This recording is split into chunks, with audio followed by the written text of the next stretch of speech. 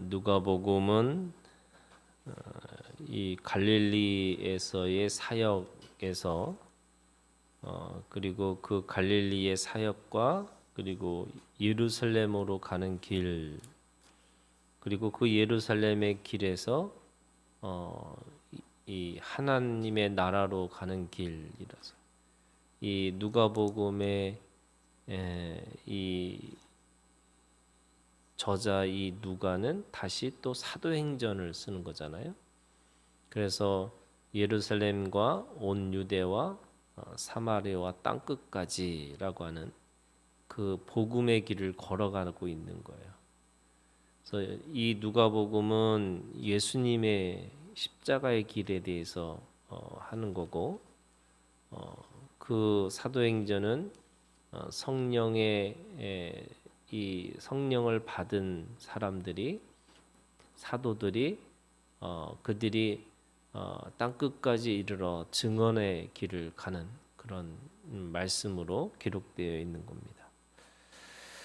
오늘 특별히 예수님은 갈릴리에서 사역을 하시다가 16절에 보니까 자라나신 곳 나사렛에 이르사 이렇게 시작을 합니다. 이 많은 복음서가 있지만 이 누가복음은요 특별히 예수님의 사역이 어디서부터 시작하는 거냐, 자라나신 곳 이 나사렛에서부터 시작하는 거죠. 그래서 예수님의 별명이 뭐냐면 나사렛 예수죠. 이 나사렛의 이 시작이 이곳에서부터 시작돼서 이 복음의 십자가의 길을 걸어가시는 것을 기록하고 있습니다.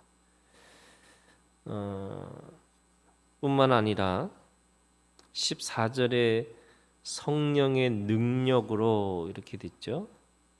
똑같이 이 사도행전도 성령의 역사, 성령의 능력으로 그 길을 걸어가고 있는 겁니다. 우리가 이 길이라고 하는 것은 우리가 하나님께서 알파와 오메가 되셨어요. 시작도 하나님이 하시고 끝도 하나님이 하시면 우리는 그 과정이라는 길을 걸어가는 거예요. 길이라고 하는 것이 세 가지의 길이 있어요. 첫 번째는 우리가 이 나이 먹는 것에 인생의 길이 있는 거죠. 태어나고 자라고 또 어느 순간에 결혼을 하고 또는 내가 그 안에서 공동체 가운데 살다가 그래서 그 나이가 들고 그리고 죽어가는 이 인생의 길이라는 것이 있습니다. 그 인생의 길에서 우리가 순간순간마다 선택하고 또 결정해야 되는 것들이 있는 거죠. 뿐만 아니라 이 인생의 길이 있을 뿐만 아니라 오늘 우리가 하나님 앞에서 살아갈 때마다 이 신앙의 길이 있는 거죠. 그 신앙은 내가 믿음의 이 과정들이 하나씩 있는 겁니다. 그 신앙의 길이라고 하는 것은 내가 교회를 통해서 예수 그리스도를 믿고 그 믿음을 통해서 부딪히고 깨지면서 성장하고 성숙해지는 그런 이 믿음의 길과 같은 거죠. 근데 뿐만 아니라 이 신앙의 길이 있다면 또 한 가지는 영적인 길이 있는 거예요.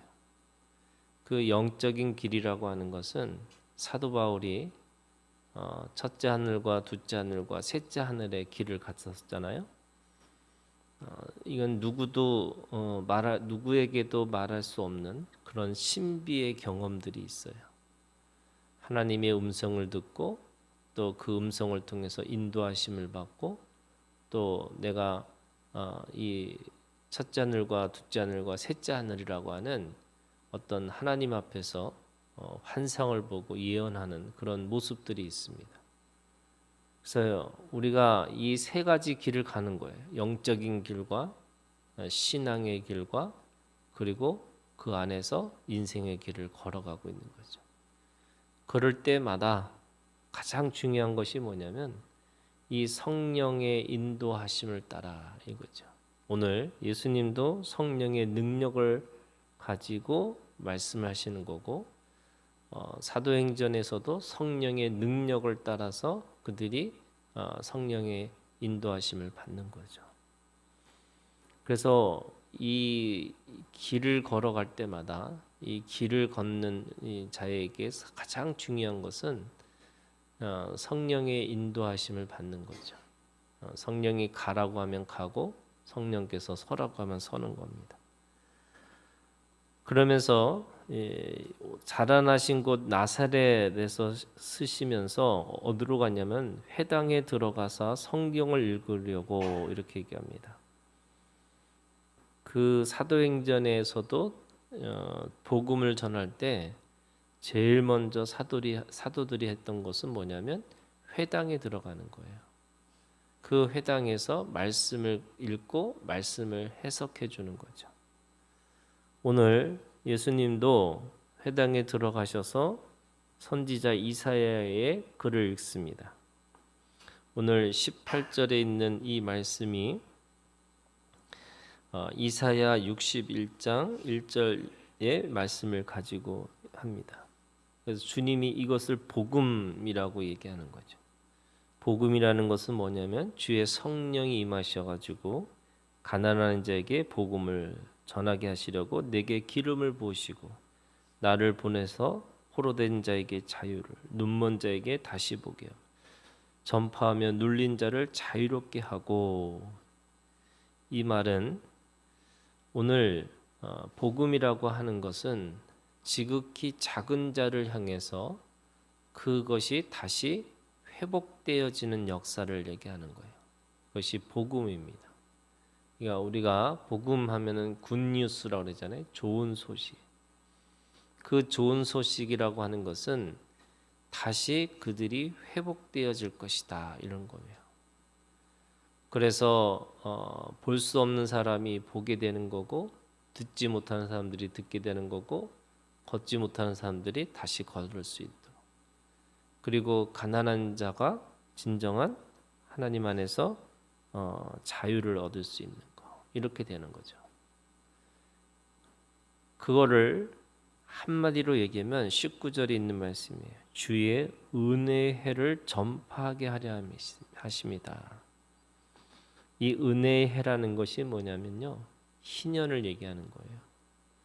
구약에서는 이 7년 49년이 지나서 50년째 되는 해에 모든 것이 다시 이 처음부터 시작되지는, 그걸 리셋이라고 그러잖아요. 다시 시작할 수 있도록 그 출발점으로 세워주는 게 희년이었어요.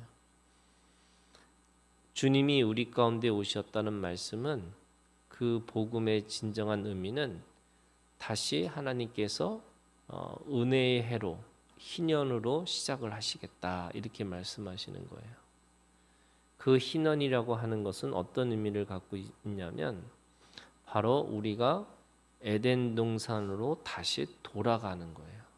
이것이 요한계시록에 있는 말씀에 새 하늘과 새 땅이 우리 가운데 시작되었다라고 말씀하시는 거예요. 우리는 죽어서 천국 가는 하나님의 나라를 간다고 생각하는 건데, 그것은 우리가 몸으로서 경험하지는 이 천국이고, 실제적으로 우리가 영적으로나 신앙적으로는 이미 예수님이 우리 가운데 오심으로 말미암아 우리에게 하나님의 나라 천국이 시작됐다라고 말씀하시는 거예요. 그래서 이 세상에는요 세 가지 종류의 사람들이 있는 거예요. 육에 속한 사람은요 아예 그 천국을 경험할 수 없는 사람들이에요. 여전히 어둠 가운데, 혼돈 가운데, 공허 가운데 살아갈 수밖에 없는 거죠. 그런데 영에 속한 사람들은요 이 영에 속한 사람들은 예수님이 오시고 나서 그 복음이 선포되고 그 복음의 선포로 인해서 희년 하나님께서 다시 그 에덴 동산 새 하늘과 새 땅 가운데서 살아갈 수 있는 그 사람으로 만드셨다는 것을 이거를 믿고 살아가는 거예요. 그래서 오늘부터 지금 오늘부터 영원까지라고 하는 그 영원의 세상을 우리가 믿음으로 살아내는 게 영에 속한 사람들이에요. 그런데 영에 속한 사람들 중에 이 영과 육으로 마음으로는 영이지만 몸으로는 육 가운데 살아가는 사람들이 있다는 거예요.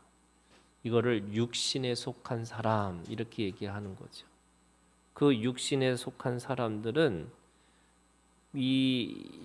내가 하나님을 믿음으로써 내가 그 믿음의 것을 가지고 있음에도 불구하고 여전히 이 땅이 공허하고 혼돈하고 어둠 가운데 있을 수밖에 없다고 생각하고 살아가는 거예요. 그래서 사도 바울이 가장 괴로운 사람이 누구냐? 이 육신에 속한 사람이에요. 마음으로는 영이로되 육신으로는 약함으로 오호라 곤고한 자다 이렇게 얘기해요. 그게 육신에 속한 사람이라고 할 수 있죠. 주님이 오셔서 가장 자유를 그리고 회복을 그리고 안식을 주심으로 인해서 은혜의 해를 선포하셨다 이렇게 말씀하시는 거예요. 그런데 그들의 반응이 뭐냐면 그들의 반응이 이런 거예요. 22절이에요. 그들이 다 그를 증언하고 그 입으로 나오는 바 은혜로운 말을 놀랍게 여겨 이르되 그들이 그것이 들으면서 너무 놀라운 거죠. 야 진짜 은혜로운 말이구나. 정말 대단한 말씀이구나 이렇게 생각을 한 거예요. 그런데 그러면서 뭐냐면 이 사람이 요셉의 아들이 아니냐. 왜 그런 거냐면 16절에 예수께서 그 자라나신 곳 이렇게 되는 거예요. 그러니까 예수님이 자라나는 걸 본 사람들이에요. 그리고 그들에게는 뭐가 보이냐면 요셉의 아들이 보이는 거예요. 그들은 그 말씀을 가지고 믿어야 되는데 이 믿지를 못하고 그냥 눈에 그냥 보이는 것에 현혹되어지는 거죠. 그게 뭐냐면 내가 어렸을 때부터 예수를 봤다는 거예요. 그 예수님도 어린아이에서부터 이 모든 육신의 자람이 똑같이 모든 사람들에게 있었던 것처럼 그 인생의 길을 가고 계시는 거잖아요.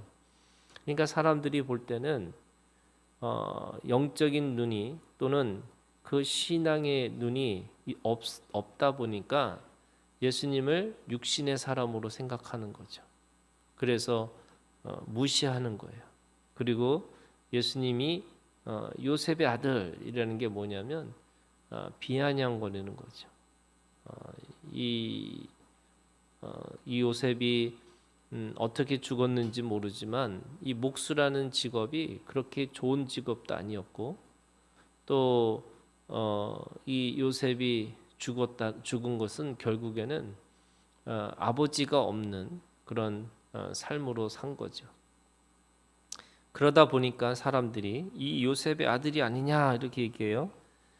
그러니까 예수님께서 23절에 예수께서 그들에게 이르시되 너희가 반드시 의사야 너 자신을 고치라는 속담을 인용하여 내게 말하기를 우리가 들은 바 가버나움에서 행한 일을 네 고향 여기서도 행하라 하리라. 그러니까 지금 이 고향에서도 예수님은 이적과 기적을 베풀기를 원하셨는데 24절에 선지자가 고향에서는 환영을 받는 자가 없느니라. 왜냐하면 말씀을 듣고 말씀을 깨닫는 게 아니고 그 말씀에 가려진 육신의 것이 보이니까 그 말씀이 제대로 들리지를 않는 거죠. 그러고 나니까 25절부터 예수님이 지금 27절까지 비유를 말씀하시는 건데 엘리야와 엘리사가 그렇게 많은 그 고국에 있는 사람들이 있음에도 불구하고 지금 엘리야는 시돈의 땅에 있는 사렙대 한 과부에게 그 흉년에서 먹을 거를 허락하셨고 또 엘리사 때는 그렇게 많은 나병 환자가 있음에도 불구하고 수리아 사람 이방의 땅이죠. 나아만에게 그 치유의 역사가 일어났다는 거예요. 본 땅에 있는 본국에 있는 사람들에게는 아무리 이야기를 해도 그걸 믿지를 못하는 거죠. 그러다 보니까 이방 땅에 있는 그 시돈의 땅에 그리고 수리아의 땅에 이방의 땅에 있는 이방인들에게 그 역사가 일어난다는 거예요. 왜냐하면 그것은 그들은 보이는 것에 현혹되지 않고 말씀을 있는 그대로를 듣고 그를 믿었다는 거예요. 그래서 믿음이라는 것은요, 가끔 우리가 너무 많은 것을 보고 너무 많은 것을 들으면 믿음이 생길 수가 없어요. 그러니까 우리가 믿음이라는 것은 말씀 그대로를 들을 수 있는 능력이에요. 그게 우리가 잡음을 다 빼고 그 말씀의 본음이 뭔지 그 말씀의 원음이 무엇인지를 잘 들어야지만 사실은 그게 들리기 시작하는 거죠. 우리가 문화적인 요소 또 감정적인 거, 그 환경적인 거 여기에 사로잡히면 우리가 진정한 하나님의 소리를 들을 수가 없는 거죠. 오늘도 믿음으로 믿음의 소리를 들을 수 있는 우리가 되고 그리고 그 믿음으로 오늘 우리가 은혜의 해를 하나님이 주시는 희년을 우리가 몸으로 그를 경험하고 살아갈 수 있는 우리가 되기를 주님의 이름으로 축원합니다.